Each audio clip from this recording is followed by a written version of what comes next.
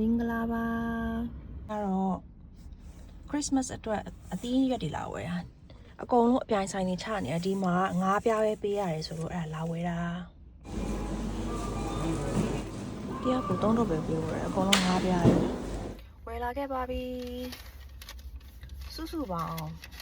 ဟိုအာလူကလေ2ကီလိုထုတ်ကုန်မှလေငါးပြားပဲကြတယ်အဲ့တော့2ကီလိုဆိုလို့ရှိရင်တပိတ်တာခွဲကြည့်မလား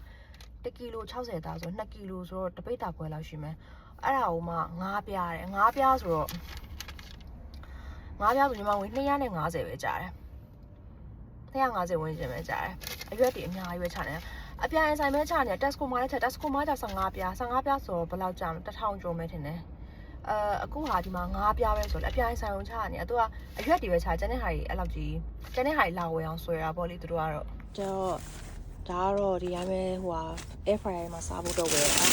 ဒီမှာဒါ process prop တစ်ထုပ်လုံးကိုမှမြန်မာငွေ250ပဲကြာတယ်300ပေါ့လေ300မြန်မာငွေ300အောက်ပေါ့ဒီမှာပြီးတော့ဥနီထုတ်လိုက်ပါတယ်1ကီလိုကျော်မယ်ထင်တယ်ဒီဥနီတော့ပြောလို့ရှိရင်ဒါတော့မထုတ်တော့ဘူးဒီမှာအာလူက2ကီလိုတော့မနစ်ကဆိုလို့ရှိရင်တော့မှသူကပြား90လာချတာအခုဟာ9ပြားဆိုတော့လေအလကားနီးပါးချတဲ့ပုံစံမျိုးတော်တော်ကြီးကိုချထားကြတယ်ကြည့်ရကျန်တဲ့ဟာကြီးလာဝင်အောင်ဆွဲတာထင်တယ်တော့ဒီမှာတော့ဒီလာ9ပြားပဲအကုန်လုံးစုစုပေါင်းဝယ်2ပေါင်ကျော်ပဲကြာတယ်ဒါတော့မှ1ပေါင်ခွဲကဟိုဟာဝယ်ထားတဲ့ဟာမလို့